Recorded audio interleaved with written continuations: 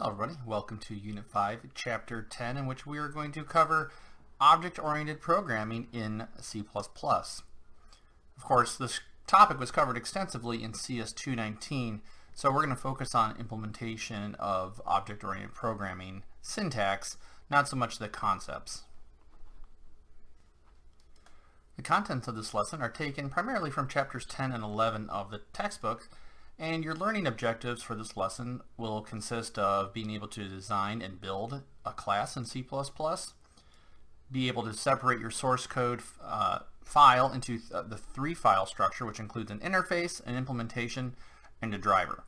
And you should also understand static members, constructor initializers, and inline functions.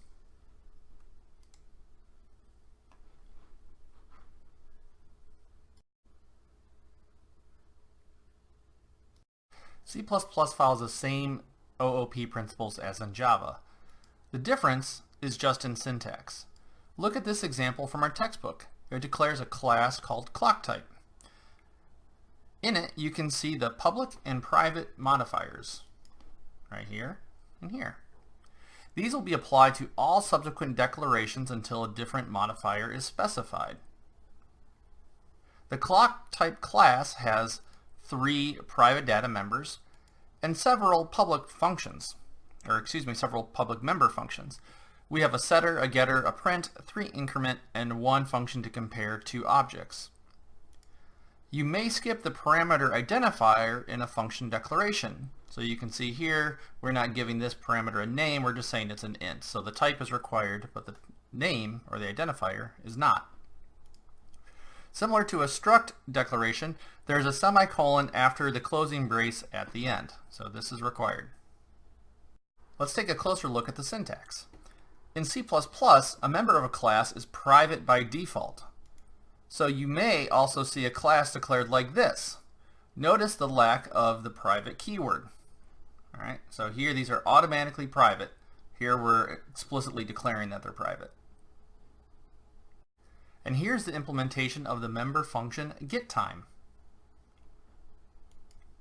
The clockType scope resolution operator indicates this function is a member of the class clockType. Remember, in C++, not everything is encapsulated in a class like it is in Java, so we need to tell the compiler what scope the function belongs to. That's what the scope resolution operator does. As in Java, a method, or a member function as it's known in C++, is always called from a calling object, therefore it has access to its data members.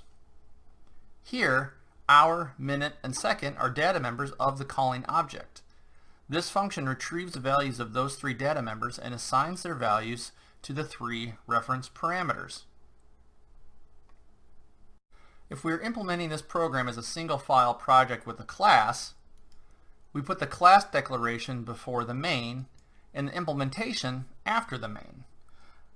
Later we'll discuss how to split up this project into the standard 3-file structure. And here's the implementation of the member function setTime. You can see that we have our scope resolution operator, and here in the implementation we have to specify the identifier because we're going to use it in the implementation. It checks and corrects any invalid parameter values before assigning it to the data members. So here you can see that we're checking to make sure that hours is greater than or equal to 0 and less than 24, and if it's not, it automatically sets it to 0, and likewise with minutes and seconds. And here's a pro tip for you. You should always handle invalid parameter values in some way. This is a major reason we use setter functions in the first place and don't allow direct access to the member attributes. So we can guarantee that the input that we're receiving for those values are sane and logical. Here's the implementation for the increment functions. You can see that the increment hours function rewinds the hour back to 0 after 23, while the increment minutes function rewinds the minutes back to 0 and carries 1 into hour after 59. Increment seconds is identical to increment hours, only it updates the seconds. Pay attention to how each function only handles its own job and lets another member function handle the rest. Here are 2 more member functions for our clockType class. We've got equal time and print time. Notice how these member functions are const. This means that the function will not modify the calling object. If you try to modify the calling object, you'll get a compiler error. For example, here I'm trying to set the hour to 0, but this is the error that I'll get. Also pay attention to the const reference clock type parameter in equal time. This tells the compiler that we will not be modifying the value that the reference points to. When we have an in type struct or class type parameter, we use the const reference instead of pass by value. It's more efficient to pass in the address of an object than a copy of that object. And here's an example of how we would use the equal time function in our driver program. The equal time function is used to compare a calling object with a parameter object. So this is the calling method or object, and this is what we're passing in to compare it to. Now that we know how to declare and implement our class and member functions, how do we use them? Well, it's the same with Java and structs. We can only use the dot operator and assignment on a class object. If you want to do anything else with your object, you need to write a function for it. When we declare an object of a class, it has junk values in the data members. Unlike Java, C++ doesn't initialize data members automatically for you. You must provide constructors if you want default data to be populated in your data members. This class doesn't have a constructor yet, so the setTime function is used to set data members of the myClock object to specify or to specific values. So you can see here we're going to set the time to 2:26:47. Let's create another clock type object and set its values. Now we have two clocks in memory. If you assign your clock to my clock will now hold the same values that your clock has. One thing that I'd like to point out is that C++ will try to generate a default assignment operator for you if you don't overload one. The default version will perform a member-wise copy where each member is copied by its own copy assignment operator. This will not be done if a class has reference variables that are assigned in a constructor. In this case, you'll get a compiler error. This is different from the Java implementation, which simply copies the reference. If we call the assignment operator in Java, we would just change where the reference variable points to. Okay, let's go ahead and take a quick look at the clock type class in Visual Studio. Here you can see our clock type declaration where we've already talked about it.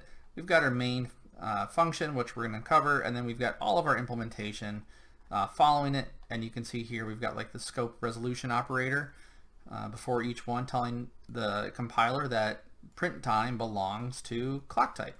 Okay, and of course we've got a const keyword after each function that is not going to modify the value of it. But let's go up and take a look at main. Okay, and if we walk through the code here, we're going to create two clocks just like we talked about, and we're going to print out the memory locations. So if I go ahead and run it in the debugger, you'll see that it in fact prints out those memory locations. Now another cool thing about the debugger is that if we look at it right here, if I pull up my clock, I can type in the reference, say, address of operator my clock, and it will pull up the address for my clock. So you can use the address of operator in your address bar up here to quickly access a variable. So I thought that was kind of a neat feature. Now, if we scroll up, you can see our two different variables stored in memory. So clock type starts right here at A8C, right? And your clock, if we type in ampersand your clock, it starts at 5A. So here is your clock, all right, and my clock starts at 86A. So we've got both of them sitting in memory. All right, so now if we go ahead and assign my clock equals to your clock, so we're going to click the next button, what's going to happen is you're going to see the memory location of those values change. Okay, so here you could see that my clock's values changed to 0E, 27, and 1C, which are the hexadecimal equivalents of those values. So here, if we change from hex to normal, you can see that they're 14, 39, and 28. Right? If we change back to hexadecimal, you'll see their corresponding values of E, 27, and 1C, which is right here, here, and here. Okay? Likewise, your clock is sitting in memory right here. So we copy these values down to here. Now, if we hit the next step, we're going to see that we're going to change your clock. We're going to set the times to 111. So if we go ahead and skip over that, you can see that the values of your clock changed right there to 111. Right? And then we can continue on and proceed to the very end of the program, printing out everything that we said we're going to do, and we're done. So that was just a quick walkthrough of it, but I wanted to point out that you can use the address of operator when you're looking at the memory locations. And I also wanted to show you how C++ differs from Java in that when you use the assignment operator, it is going to do a member-wise assignment of those values, kind of like a shallow copy, instead of just copying the reference. Okay? Once again, you can only use the dot operator and assignment operator to manipulate class objects. You can't compare two objects. That's why clock type class has an equal time function to test if two clock type objects contain the same time. You also can't carry out arithmetic on class objects unless you write overloaded operators. And we're going to take a look at those later in chapter 13, which is the next lesson. Of course, it wouldn't be a discussion on classes if we didn't bring up UML class diagrams. You should still remember this from our Java course, but as a refresher, a UML class diagram is commonly used to express a class design. And this is the same as it is in Java, as UML is not based on any particular language, but rather it's a common tool in object-oriented design. So here you can see the name of the class. You can see its member data members, and then we have the member functions. Minus says that this is private, and plus says that these are public functions. And here is the parameter types that you've passed in, and here is the return type. Okay, so this is standard whether you're dealing with C++ or Java. When designing a class, we also provide relevant standalone functions.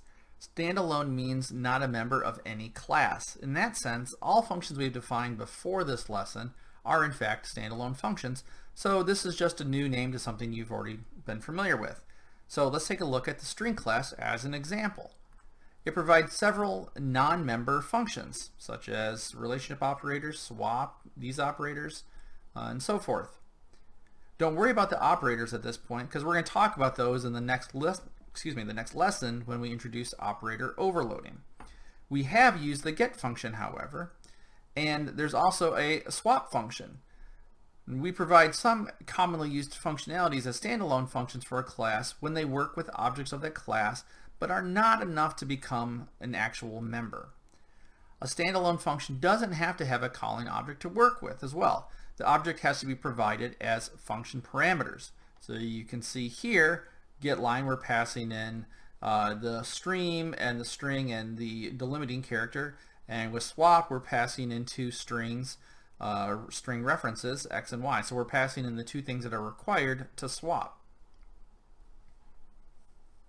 We'll talk more about standalone functions when we get into operator overloading. But for now, let's turn our attention to looking at our project structure. So let's turn our attention to how we can structure our source code to help us facilitate information hiding, which is a core component of object-oriented programming. We'll want to separate our code into three files: an interface, an implementation, and a driver.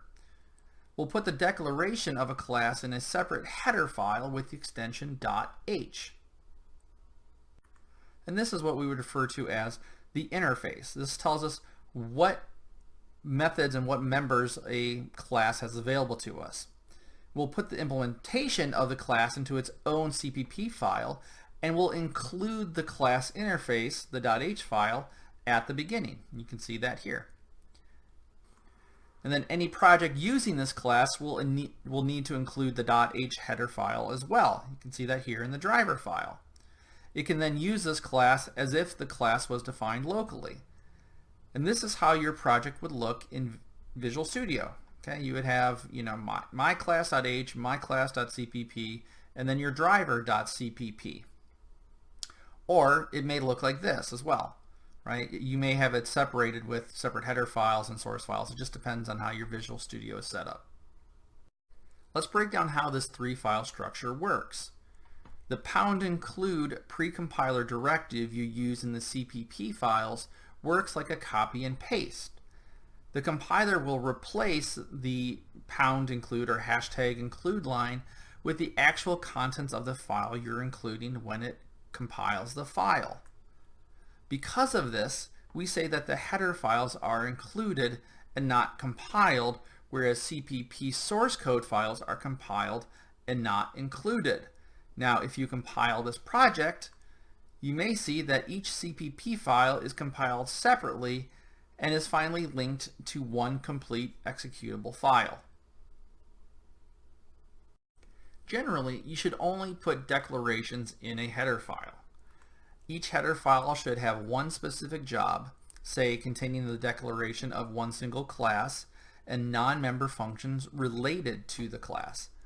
Coding conventions recommend that we use the same name for a header file and its implementation file, and this just makes it easier to find and organize within the file system. You should also always use header guards with header files, and we're going to talk about that. You might be asking yourself, why are we doing all this extra work? What's the value in separating it into three files? It seems like one file works perfectly fine. Well, it allows us to only expose the interface, that is the declarations, to clients of our class, while keeping the implementation details to ourselves. Think about it. Do you know how a string class is implemented, such as what data members it has or what code is inside of the substring function? No, you don't, and you don't need to. That's the beauty of it. You only have access to the declaration of the class and its documentation. The declaration of each member function tells us the name of a function and what parameters it takes, and its return type. Together with the documentation, that's all you need in order to use the string class. Such a class is also reusable. You can easily include its .h file in different projects instead of copying the code. And this makes it easier to use. The client only needs the public interface in order to use a class. They don't need to know about the implementation details. This also makes it easier to change the implementation internally. As long as the interface stays the same, you can rewrite your class differently without breaking the client's project. That is, whoever's using the source code. Finally, the compiler can also take advantage of this setup to recompile only the modified files instead of the whole project each time you edit your code. Now, this structure can lead to some problems. So let's take a look at an example scenario before we look at how to fix it. So suppose we define class X in its .h and CPP files. Okay, so we have our .h where we define what the class is, and then we got the implementation, right? I'm not going to actually write out all the code. Next, we define a class which has a private data member of class X type. To do that, we need to include x.h in a.h. So here we have this new class, and we are using class X. So here you can see that class A is using class X in some way. Now we have a third class, class B, which also uses class X and includes its header file in its class declaration.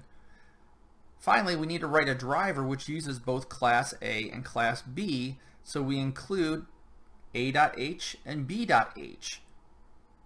Now, what do you think is going to happen here? If you remember, this is not a compile, this is a cut and paste. So we're going to take this and paste it into here, and we're going to take this and paste it into here.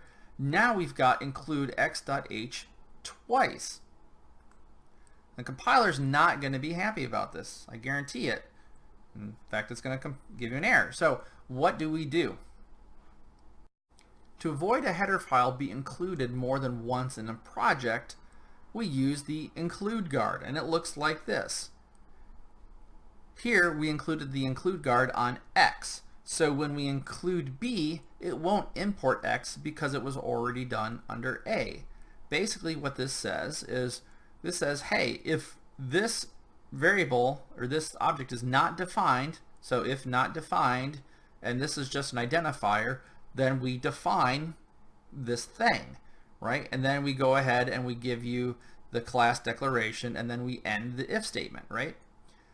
And so this is going to say, it's going to run through this process when we first encounter it in class A. It says, hey, this hasn't been defined, so let's go ahead and define this, and here's the declaration, right? When we get to B, it's going to run through the same process. It's going to read this and say, if it's not defined, well, it's already been defined because class A defined it. So it's going to skip all of the rest of it and not include it into the main program when we include A.H and B.H. This is how the include guard is specified in Google's C++ style guide. The actual declarations we want to guard is put between the #define directive and the #endif. The symbol name follows the naming conventions for constants in that we use all capitals. And you can name it anything as long as it's unique in a project. And that's what they're getting at here with this foobar baz h, is that it's the project, the path, and the file, right? So this, the baz is the file, the .h file, and this is the project and the path. So you should have a clear identifier that's unique to this particular project and this particular file. And so it's a common practice to put the name of the file in the symbol name, but you don't have to, it's just a convention.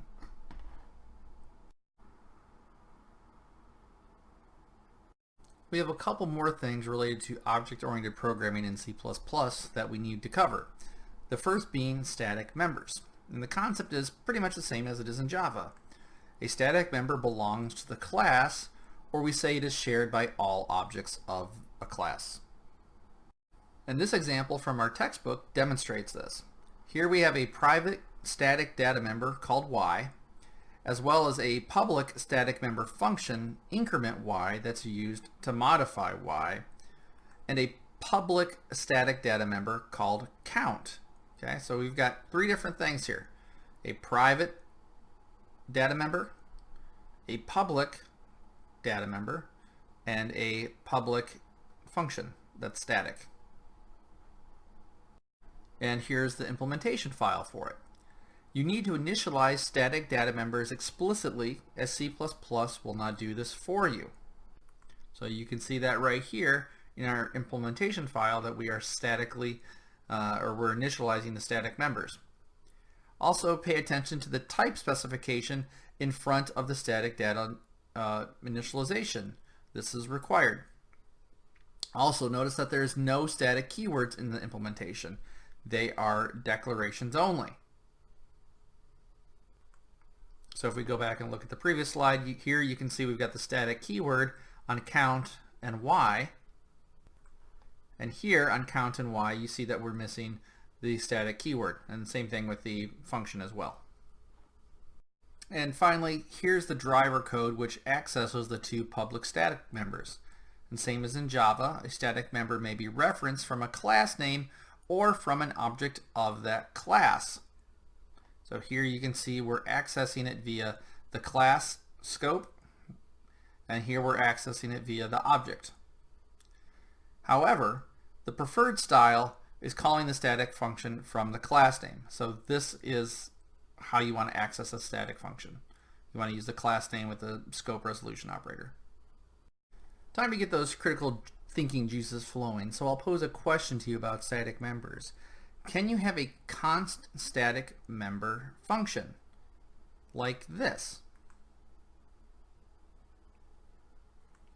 Go ahead and pause the video and think about what the const on a function actually does, then formulate an answer. Take your time. I'll wait right here. Okay, did you pause the video and think about it? I hope so. If not, shame on you. The const modifier on a member function is for the calling object to be constant. That's what this says right here. It says this function is not going to modify the calling object. A static function belongs to a class, and therefore doesn't associate with a calling object. Because of that, static member functions can't be const. right? It won't compile.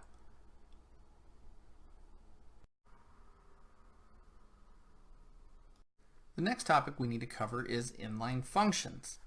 An inline function is a function whose implementation is provided together with the declaration, like the set x here. It's mostly used on short functions like this that are typically only one line.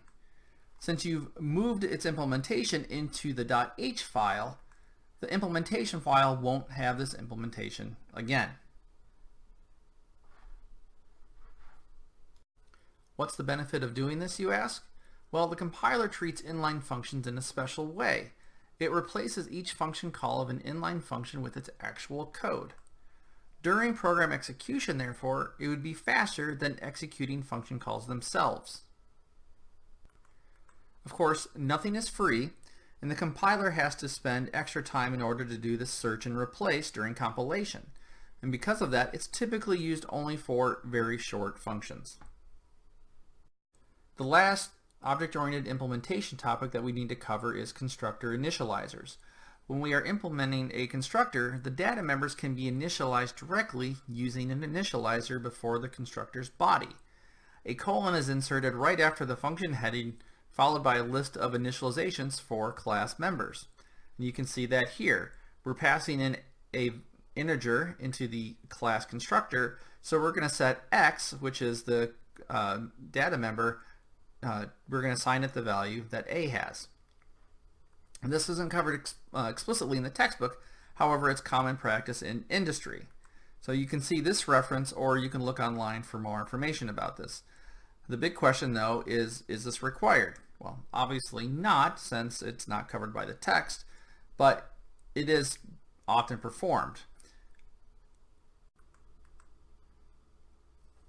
Data members whose type is a class should be initialized in the member initialization list. For data members of primitive types, it's more likely a preferred style. Okay? For members of fundamental types, or primitive types as they're known in Java, it makes no difference which of the ways the above constructor is defined, because they are not initialized by default. But for member object, those whose type is a class, if they are not initialized after the colon, they are default constructed. Default constructing all members of a class may or may not always be convenient. In some cases, this is a waste, like when the member is then reinitialized otherwise in the constructor. But in some other cases, default construction is not even possible, like when the class doesn't have a default constructor. In these cases, members shall be initialized in the member initialization list. Okay, so it's kind of a confusing topic when we're going into talking about the differences between the classes and the primitive types, and it depends on the classes, which classes have default constructors and which ones don't, and so on and so forth. So if you don't put a class in the initializer, it's going to attempt to be automatically default constructed, but it may not have a default constructor. So there you have it. Now, combining the two ideas of the inline function and the constructor initializers, the implementation of a constructor is often put together in its declaration like this in the header file. This will result in no implementation code for the constructor in the CPP file, as it's inlined in the .h file, like you can see right here.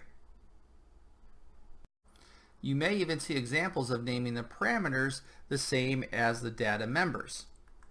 The names in the parentheses will be interpreted as the parameters, therefore it won't confuse the compiler. Some programmers consider this a better style because it directly maps the parameter to the data member. And here we are at the end of another lesson. In this lesson, we reviewed object-oriented programming in C++. And like Java, OOP allows you to bundle data and operations inside of one data type. Of course, this lesson focused on C++ syntax and not OOP theory in general. We discussed how to separate specification from implementation, right? It exposes only the specifications to the client code and hides the implementation details. And this is exactly what we've been practicing when we include header files from the C++ standard library. Sometimes we want to use static members, which is a class level member, instead of, and in Java's terminology, an instance member. We looked at how to do that in C++. Finally, we introduced the inline function and constructor initializer, and they're used in industry quite often, so it's good to be familiar with it. There's lots of new concepts for you to practice, and practice you must. A lot of these concepts are easy to understand, but can be difficult to remember and implement if you don't have practice with them. So, like always, take what you've seen here, create classes, implement the functionality that you've seen in the videos, look at the textbook, and get practice doing it so that way it will help reinforce that in your brain. So, see you in the next lesson.